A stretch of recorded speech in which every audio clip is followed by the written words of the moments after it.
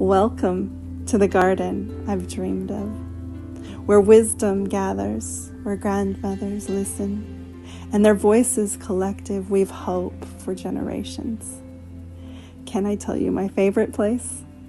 It's where stories are told through the skill of our wonderful Sandra Lobb. Can you hear the echoes of their experiences resonating with yours? I invite you to explore them. What a joyous time it has been for me.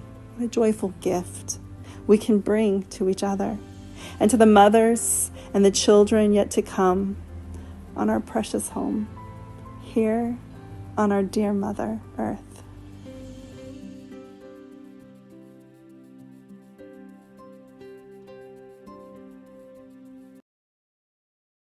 We're recording now. It's going. Grandmother Marcine Quenzer is an artist, educator, and author of books and curriculum that tell the Haudenosaunee story of peace.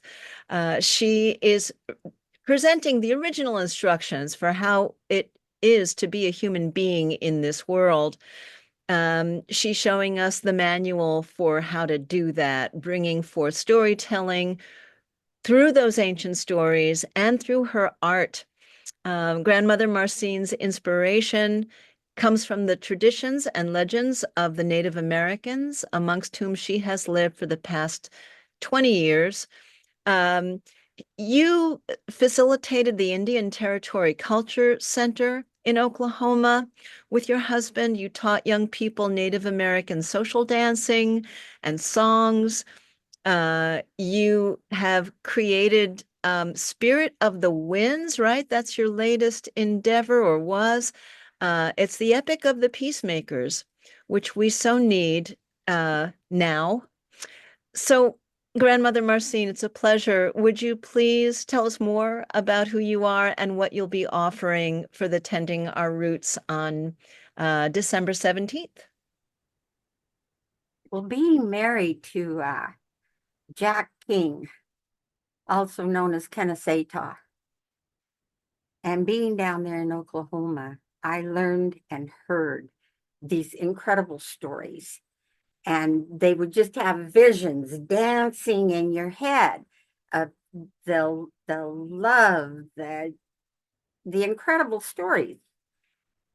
And so I started painting them. And then as I painted them, I discovered nobody knew the stories. Even the Haudenosaunee didn't know the stories. And so that's when I decided I needed to do a book out of it. And the book is Spirit Winds of Peace. There we go. It is. It took me 20 years to do. It's filled with 50 of my paintings, all original artwork. But more important than any of that is what the stories teach and what they tell. And so when I do my talk, because we are doing tending the roots, and the most basic roots of all is the stories from the beginning. And so I will be taking possibly, we'll see how the time goes, but possibly 10 of their origin stories to bring out what the teachings are in each one that are part of their worldview and the basic difference. They think different than we do. I'm not Native American, but I have spent, I don't know, close to 30 years being associated with them, living among them, and learning from them.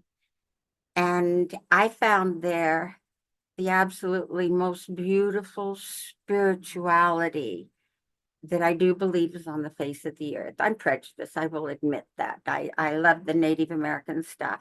And I love the way that it teaches you about all the spiritual things that are going on around you.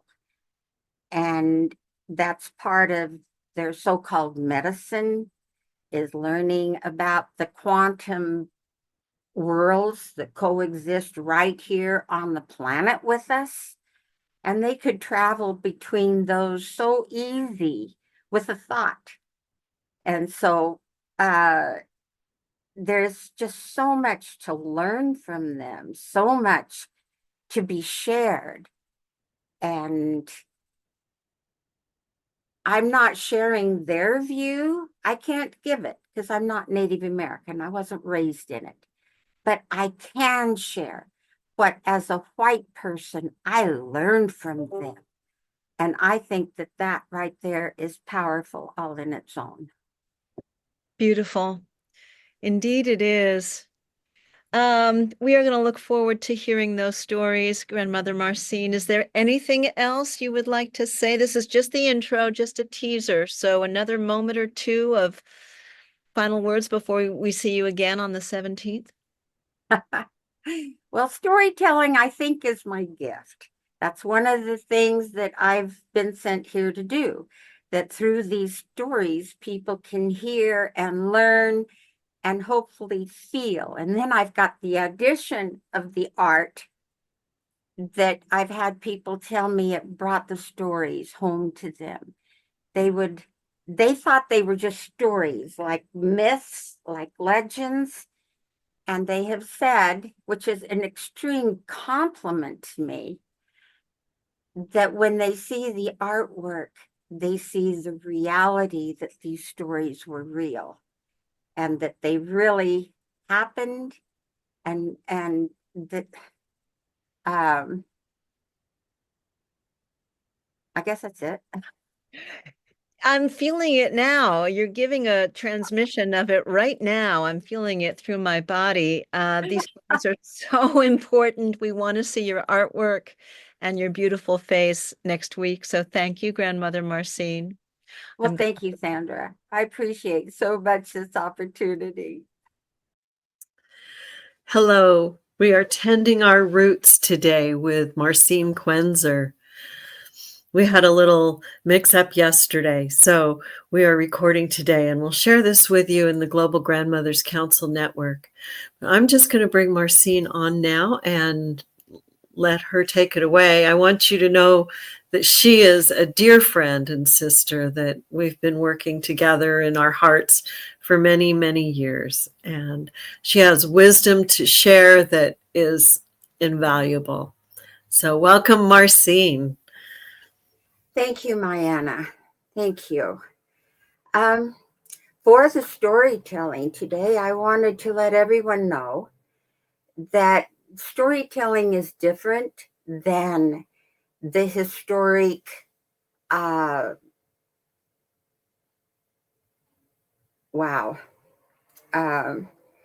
Jake Thomas, the historians of the Haudenosaunee, because when they become a historian, they have to keep it exactly the way they got it. But in my journeys, I discovered that each tribe, each nation had stories that the other nations didn't have. And so as a storyteller, I'm able to take all those stories and tell them and use them in my work.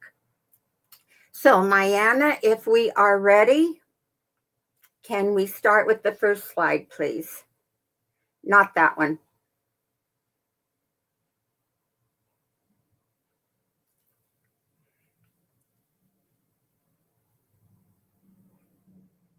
Sego, Nayawensi negahi, Yahweh skenage honk kiase. Enda se squat you squindo, Chicago, uwas nino wane. Una, taswat tonida, ake gwiwi hatuya, hatuya yonta. U hanawagi swayakek, wa. Oi hu wanahoni, hadi nangruyango westigago se wane, nehue. Nantu angwe howe utuwi hodenoshoni. Sandu se shroni yanriki. Cantoni. Wa oadache nia quenya tone utuwi ganashgawa. slide. These stories come from the Great Lakes area, where there were 5 nations at the time that were warring and fighting. We have right here the area that these stories come from. The stories that I will be sharing come from Jake Thomas, from the Mohawk Language Group, and from Barbara Mann. Next slide. In the very beginning, Creator created everything that would ever be needed. And Creator placed these, every thought, every invention, every food, everything that would ever be needed upon this planet. And he placed it in what is known as the field of plenty. Elders who can see this say that it is shaped like a cornucopia, and the mouth of it hovers around our earth. But inside of it is kept everything spiritual, created first, that would ever be needed upon this planet. Now, the old ones knew this, and so when they prayed, they would pray with a grateful heart, and they would say, thank you, thank you, thank you. But today we are on the black road, where everyone says, gimme, gimme, give me, I want, I want, I want. And Creator is a loving Father. And so he always says yes to us. So when we say, I need, I need, I need, he says, yes, you do. And so you have more need. I want, I want, I want. He says, yes. And here's more want. And so it is very important for us to understand and to learn that our words and our thoughts have power, and that we should always frame them with a grateful heart and in a positive way. In this way, when Creator says, yes, here is more, child, we are getting more of the positive things that we want in our lives. Now, this is a very ancient teaching. It was one that they tried to teach to the people who came, the boat people who came from Europe, who came with the belief of lack and never enough and want. And they actually wove cornucopia baskets at that time to take food to them and try to teach them this understanding. But here we are in the 21st century, still trying to grasp and learn this teaching. This is one of the most important of the original instructions, for it teaches us to always talk in a positive way, think in a positive way, and to frame everything with a grateful heart. Next slide. And so in the very beginning of time, this was a water planet. And it is said that there was another planet that would float through the universes, and when it would encounter a new planet, it would stop. And it would ask, planet, what is it that you desire? And so when this planet found our Earth, which was nothing but water at that time, it asked, and the Earth replied, I want to have people, and I want to live in peace. And so those of the planet had a council with the spirits of this new planet. And they had this council in Sky World, where there was a sky chief who kept light with the sunflower plant. And so here they laid out a plan. Now this plan is the creation epic. And it has as much as the rest of the story. It is so complete. So we will go through it rather quickly and just skip to the important parts. And so they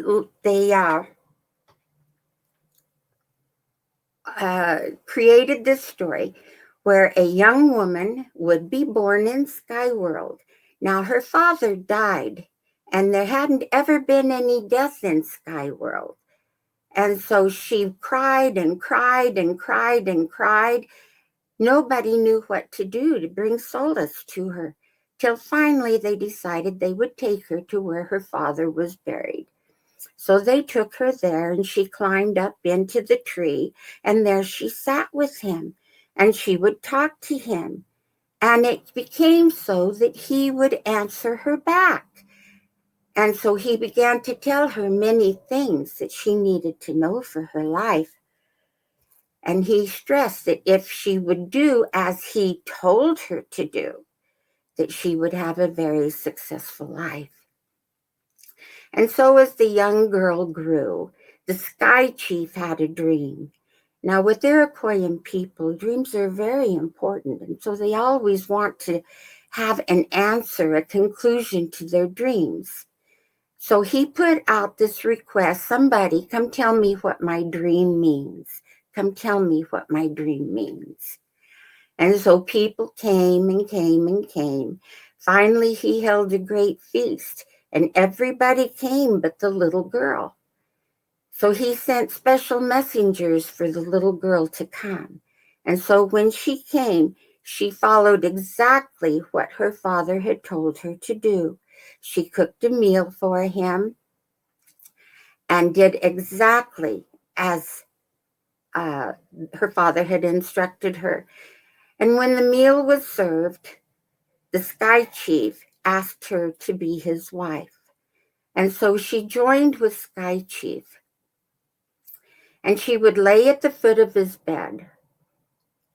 Now, as things would happen, she decided to visit her family. And so she took off one day to visit her family. And as she is on the journey, she encounters Aurora Borealis. And Aurora Borealis says, "Oh, child, you must be thirsty. Come, have a drink with me." But she wouldn't stop, for her father had warned her to never talk to strangers. And so as she continued on her journey, she came across the Great White Dragon.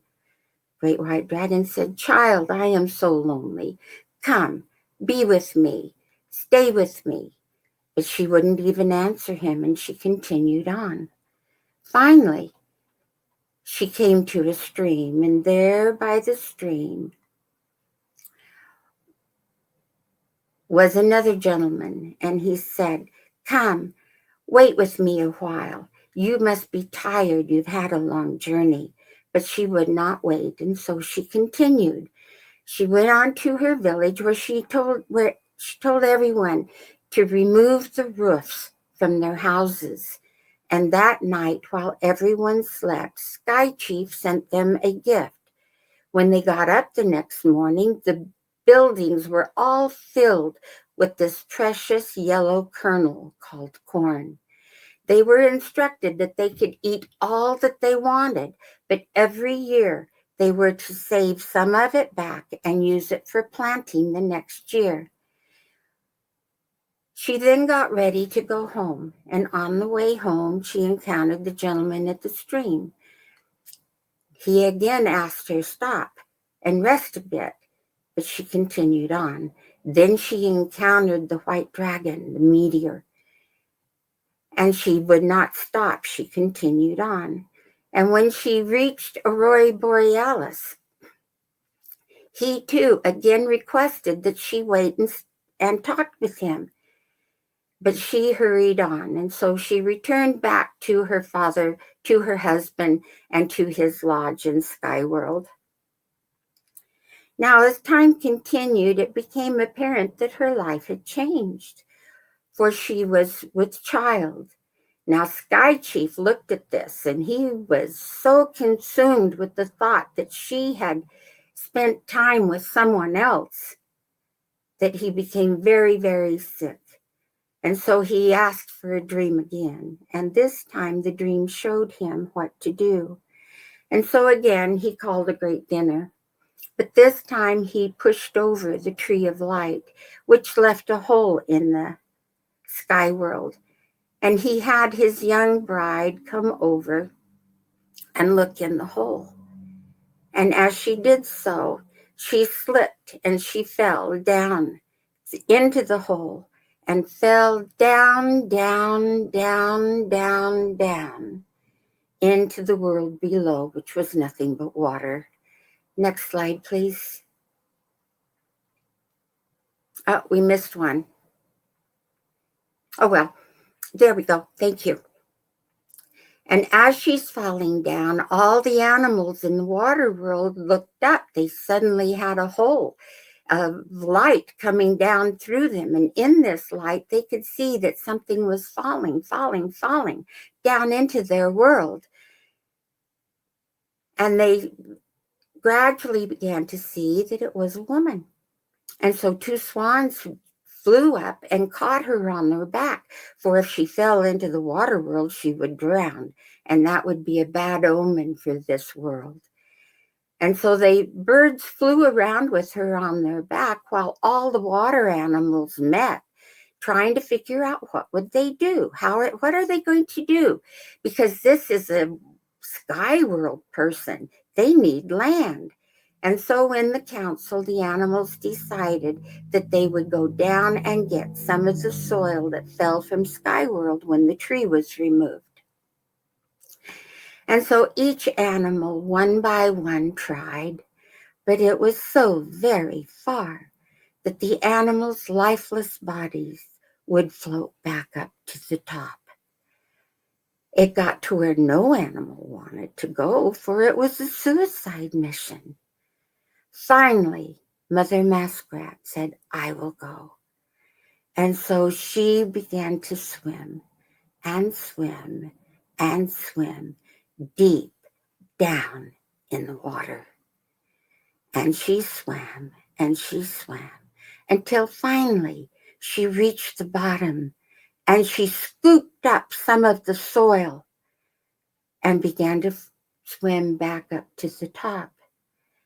Now, she swam and swam and swam until finally her lifeless body popped to the top.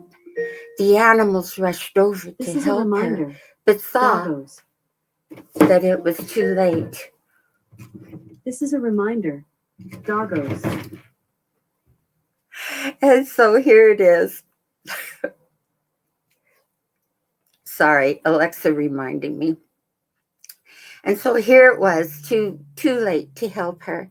But they saw the mud that was on her little paws. And so they took the mud and they went over, and great snapping turtle had offered to be the land upon which the soil could be put. So they put it on the back of the turtle's back. And the land grew and grew and grew until they finally could set Sky Woman down on the back of the turtle. Next slide.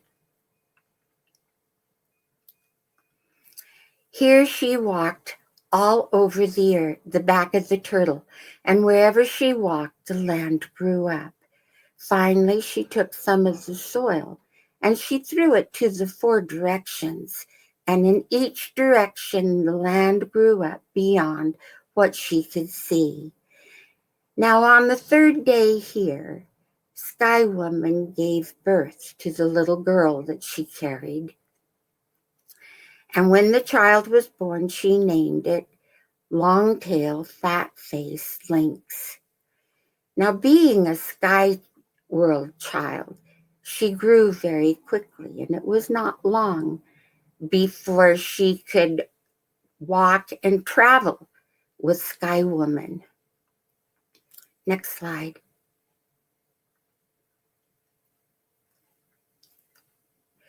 And she would travel with Sky Woman as they went over this new world, where they would name the flowers and the trees and all the animals and everything that they had created. For everywhere they went, new things would appear. Next slide. Eventually, Sky Woman would get too old to go out on these journeys, and so Lynx would go by herself. She would sing with the birds, and copy their beautiful melodies. Next slide. She would run with the wolves through the meadows of flowers, over hills. Next slide. And she would swim with the fish and with the otters. Next slide. And she would sit beside the calm ponds with the flowers. Now, as she grew, there was an earth spirit that saw her. And as she grew, he became more and more interested in her until finally she was all he could think about. This earth spirit was North Wind. And he looked at her and he wanted her so bad. He wanted to marry her. But how could he ask her? For she was this unusual personage, the only one on all of the planet. And he had no idea what it is that he would do that would get her to notice him and to fall in love with him. Next slide. He noticed that she played with all the little fluffy animals. She was constantly playing with them, cuddling them, and enjoying their company. Next slide. And so he decided that he would become a fox. So he shape-shifted into a fox with his pointy ears, his pointy nose, his rich red fur. And he went to ask Lynx to marry him. Now, as he appeared to Lynx in the clearing, he went up to Lynx and he said, "Lynx, will you marry me?" Now, Lynx looked at him, and indeed, he had the most vibrant red coat, big, fluffy tail, and those sharp, pointy ears. He looked so wise. But he's a fox. And Lynx thought quickly, "I have to go ask my mother permission to marry you. So, Fox, allow me to go visit my mother and see what she says." And so Fox says, "Okay." And Lynx took off back to her mother. And she says, "Mother, I've been asked to be married." And Mother says, "Here we are on this earth, and there is no other earthlings anywhere. Who asked you to marry you, Lynx?" "Oh, this beautiful red fox. She's got the most luxuriant red coat and big fluffy tail." Mother Sky Woman looked like she was considering it, but she wanted Sky Woman to marry a sky person. And so she says, "Oh, Lynx, that's a fox. You can't marry fox. Foxes are supposed to marry other foxes." And so Lynx went back dejected and told the fox, "I'm sorry, I can't marry you." So now, North Wind, "Okay, what else can I do?" And so he watched a little longer. Next slide. And he found that Lynx really liked raccoons. And so now he shape-shifted. This time he would take a gift to Lynx. So he stopped by the stream and he got a pebble and he washed it clean till it was shining and glistening in the sun. And then he took the pebble to Lynx, handed it to Lynx and says, "Oh, Lynx, my heart yearns for you. Will you marry me?" Now Lynx, once again, was pretty excited to have been asked to be married, but she looked at Raccoon, at his black mask, his ringed tail, and the beautiful shiny pebble that he brought to her. And he said, "Raccoon, I need to ask my mother if I can get married." And so Raccoon says, all right, I will wait for your answer. So Lynx took off back to Mom.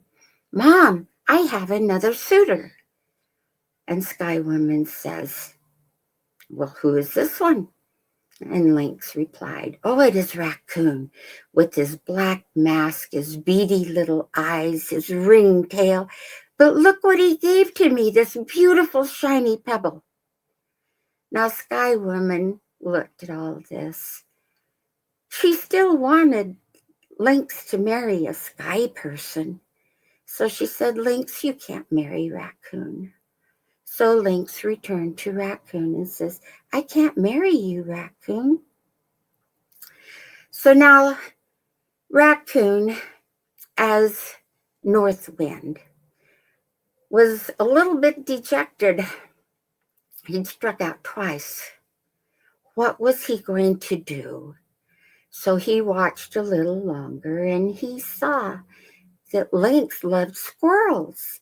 And so, next slide, please. He decided to shapeshift into a squirrel. He filled his cheeks with nuts, and now he went to see Lynx. Lynx was in the clearing, and Squirrel ran over to Lynx. Lynx, will you marry me? And then he laid all of his nuts at her feet. Now Lynx looked at Squirrel. Twice now she'd gone to her mother.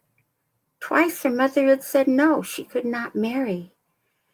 She looked at Squirrel and she thought, he's a squirrel. And so she said, I have to ask my mother. So now Lynx ran to her mother, told her mother about Squirrel. Mother said, no, you can't marry Squirrel. And so she brought back the news. Now North Wind, totally dejected, was totally out of ideas. He didn't know what he was going to do. So he thought and thought and thought. And finally, out of desperation, he decided he would go as himself. And so he plaited his beautiful long hair. He put feathers in it. He put in his finery. Next slide, please. And he went to see Lynx. Lynx saw him as he came into the clearing. He was tall. He was beautiful. He was dressed in the finest buckskin she'd ever seen. And he went over to Lynx and he said, Lynx, will you marry me? Lynx was so overcome by his presence, she forgot to ask her mother about who she could marry. And Lynx invited him home with her. Next slide, please. And so Lynx and North Wind became parents. And 9 months later, or however long it took for sky babies, Lynx gave birth. Next slide, please.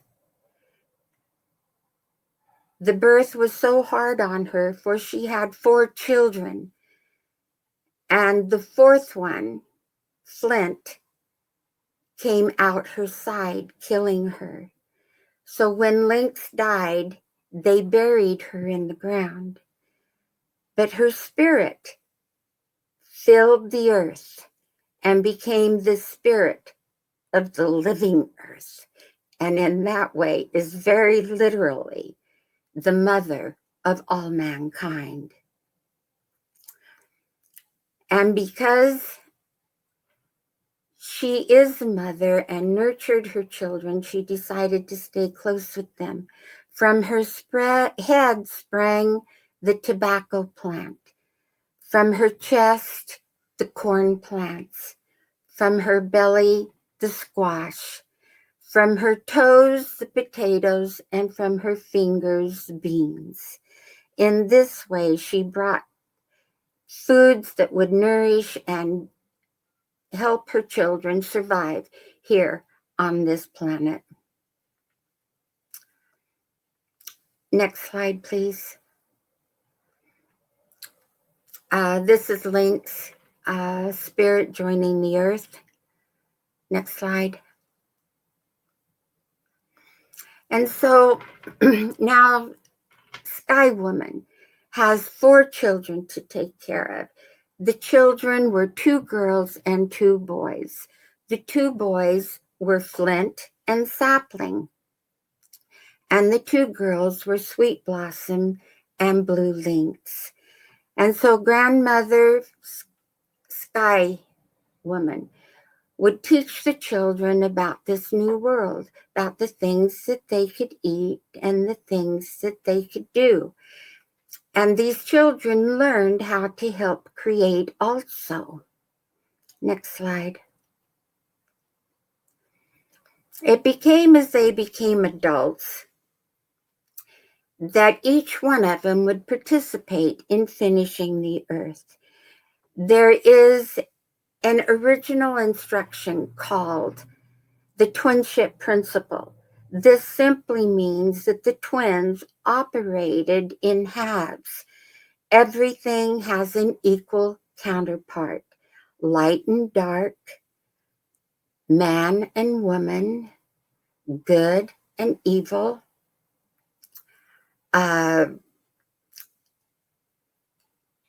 night and day, sun and moon.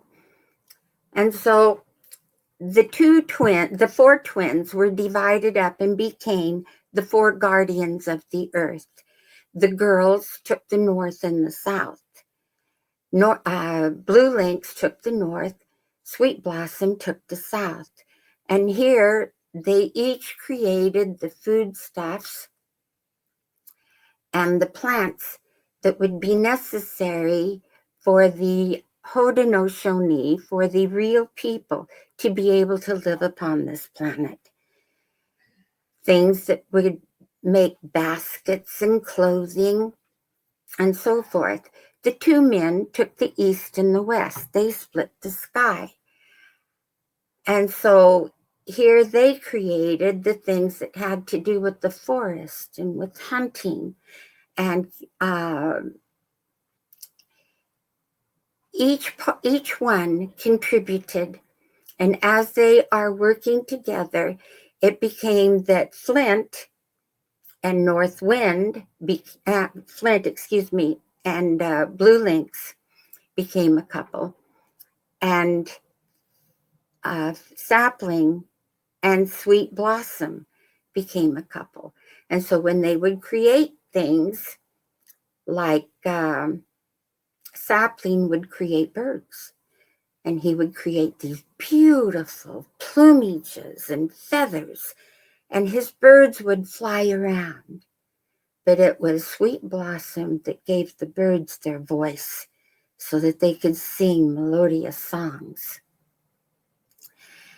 And so Flint saw these birds, and he said, "How do you make such beautiful creatures?" And Sapling says, "Well, I take some of the earth, for the earth is living."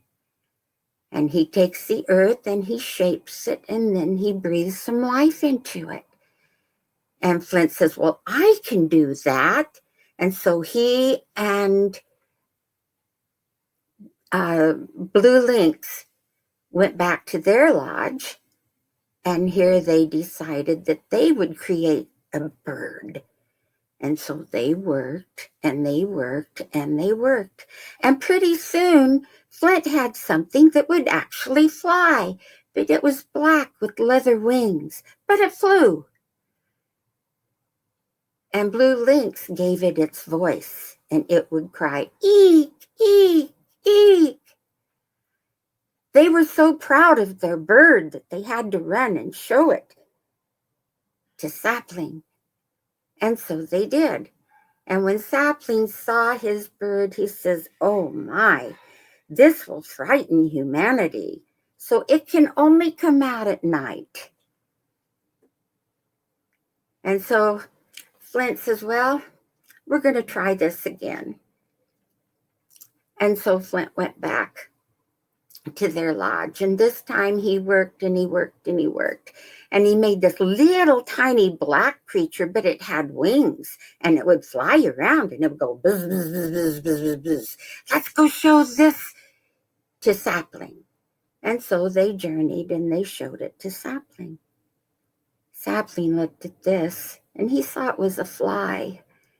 And he says, oh my, but the world has purpose for flies, so it's a good thing. We will keep this.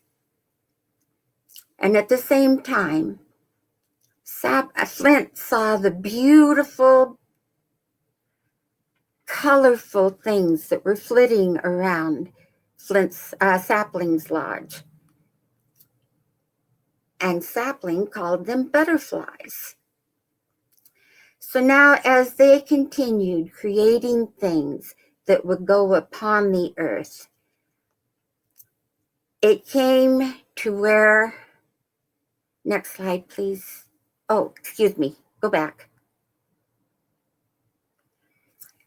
That one day they decided that they had to have night and day. And so Sapling called to his grandmother's brother, grandmother Sky Woman, and her brother, and asked her brother to come and be the sun. And he had plans that when grandmother Sky Woman died, that she would become the moon. At this time also, Flint came and visited him. But Flint was mad because there had been a stream that had been created and it divided his area from Sapling's, and he couldn't get across the stream. And he was too tired to build a boat. And he just got so angry and he is just fuming. And all of a sudden, everything around him got so cold that it froze the creek and it froze all the vegetables and plants and flowers that Sapling had created. But now Flint could walk across the creek on the ice. And so he did. As Sapling came out of his lodge, he noticed that everything was frozen and everything was covered with ice. And he realized his brother had this great power. And so he decided in that moment that they would divide the time up into 4 parts. There would be the part of summer, where there would be everything in its fullness, all the vegetables, all the flowers, all the trees.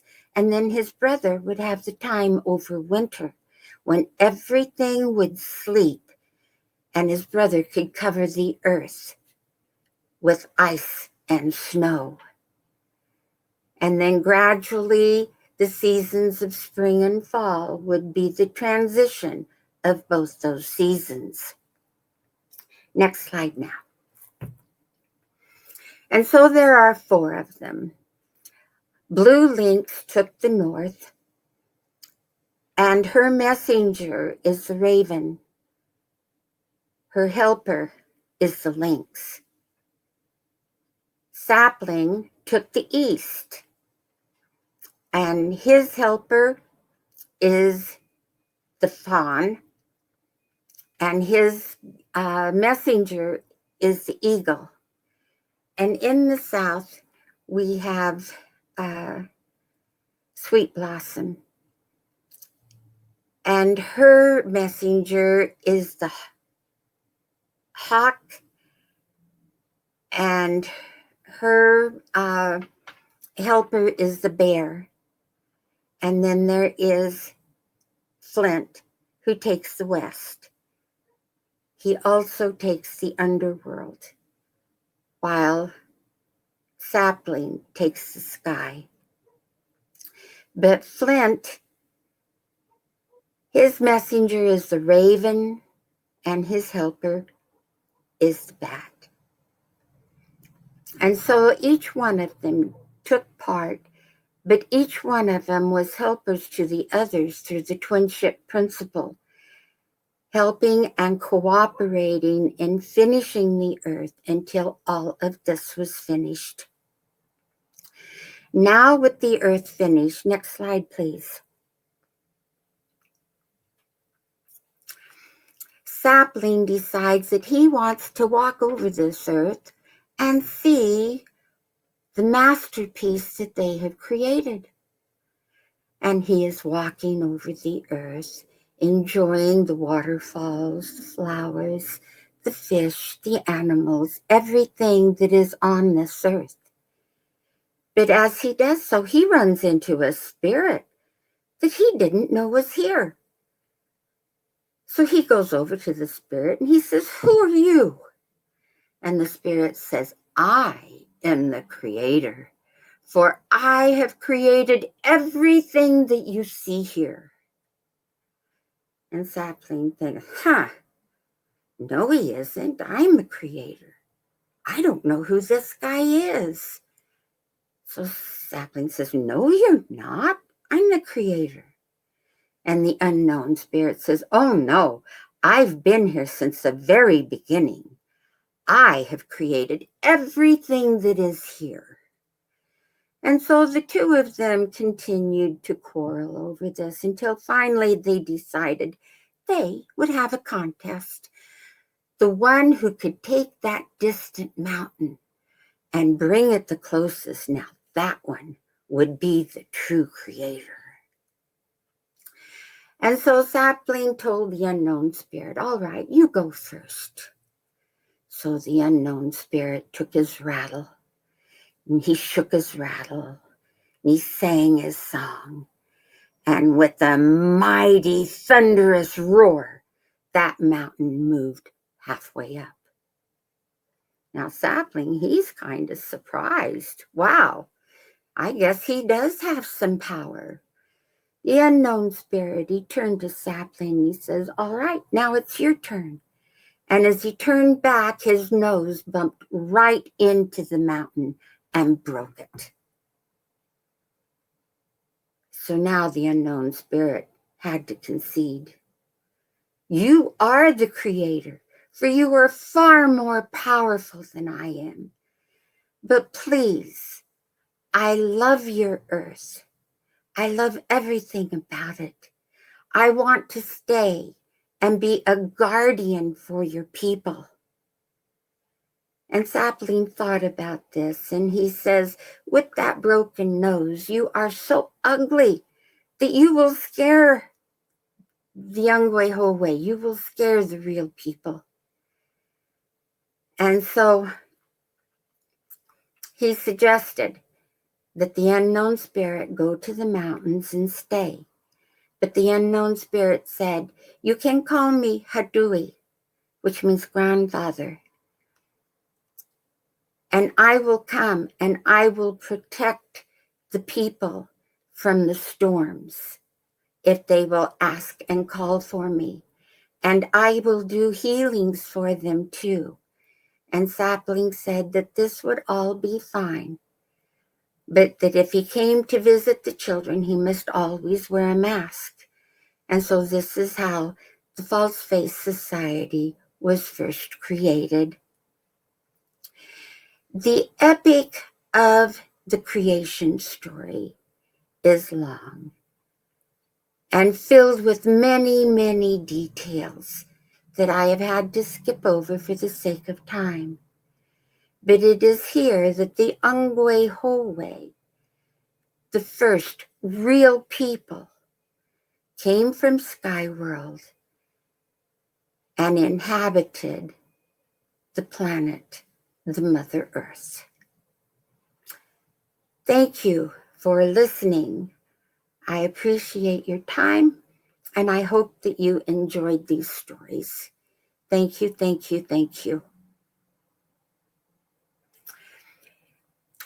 To recap real quick, the original instructions, there are many more than what I listed here, but from these 10 stories, we saw illustrated that everything is created spiritually before coming into the physical. Everything, therefore, is alive and has consciousness, even the rocks and the crystals, the air and fire, everything.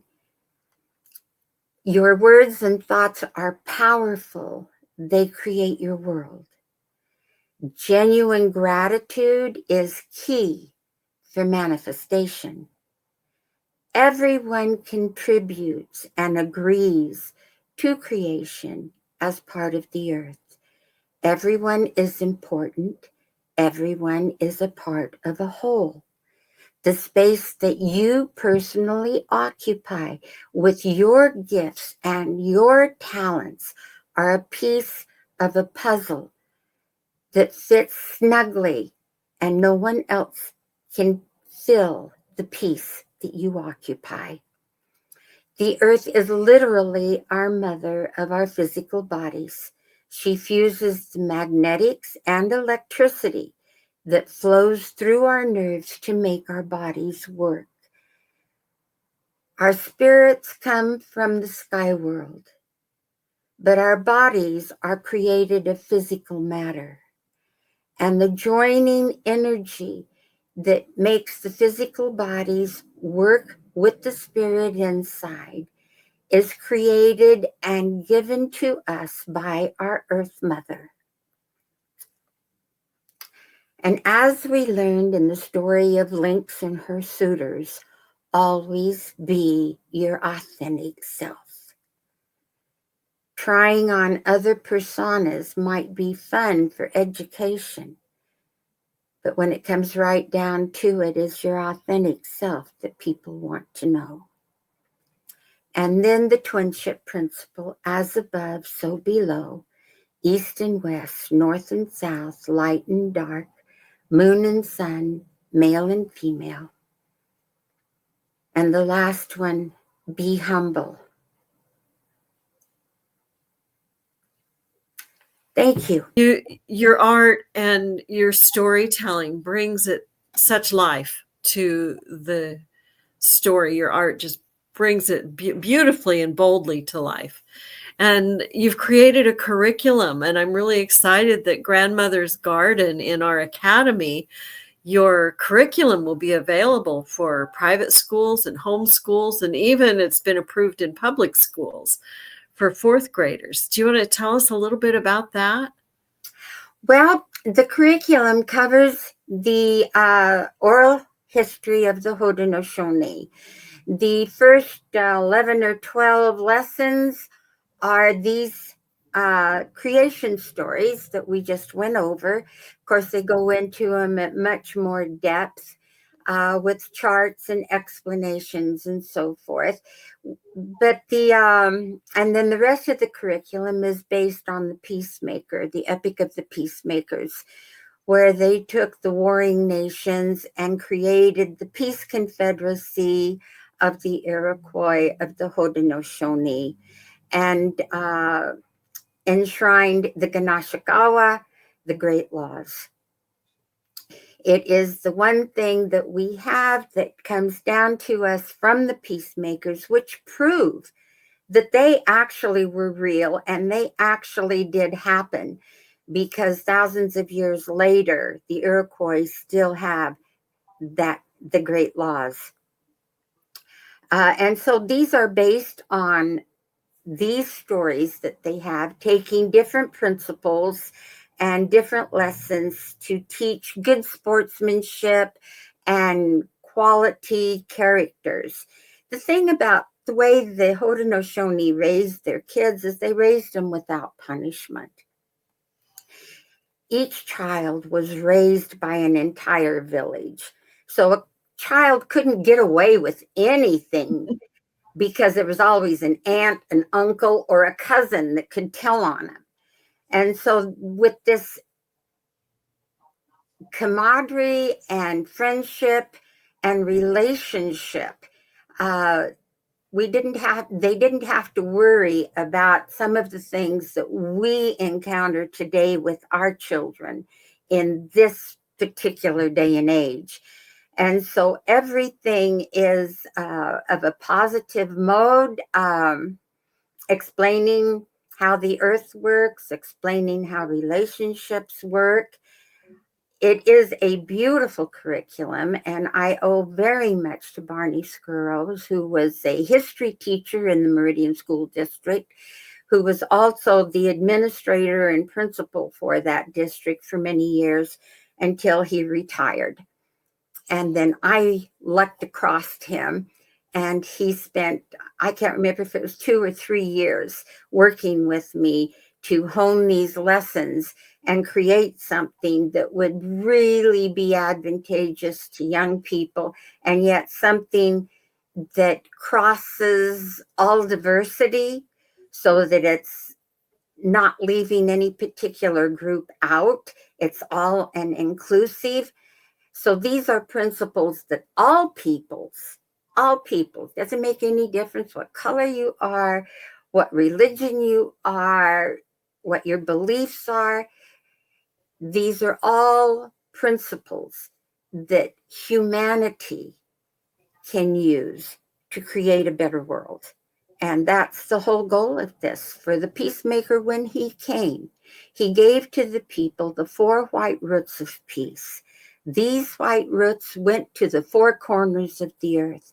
It was his intention that the whole world one day would be covered by the great law.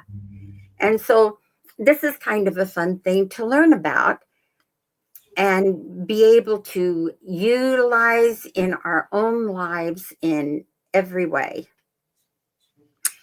That's wonderful. Yeah.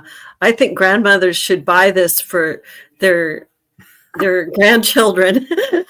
And parents who are homeschooling and looking for curriculum need to see this as It really would be helpful potential. because we went the extra mile. We set out, I was going to look for it, what the goals of each lesson was. But at the end of each chapter is some kind of little arts and crafty thing that they can make. We tried to keep costs down so you didn't have to go buy a lot of things. You could just use things at home, but you could create things that they'd be similar. They won't be authentic unless you want to go buy authentic materials. But it gives you a taste and a flavor of the clothing, of the pottery, of the different things that they did in their everyday lives. So we added a lot of fun things to it too. Wonderful, wonderful. Well, thank you so much, Marcine. I love you dearly and appreciate your beautiful storytelling and your presence. Thanks for sharing with us. You bet. Love you too. Love everyone.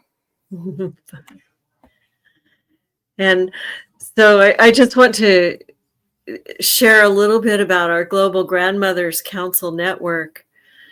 If you go to our website, globalgrandmotherscouncil.org, and you're a grandmother or a woman of wisdom, we don't care about whether you've had children.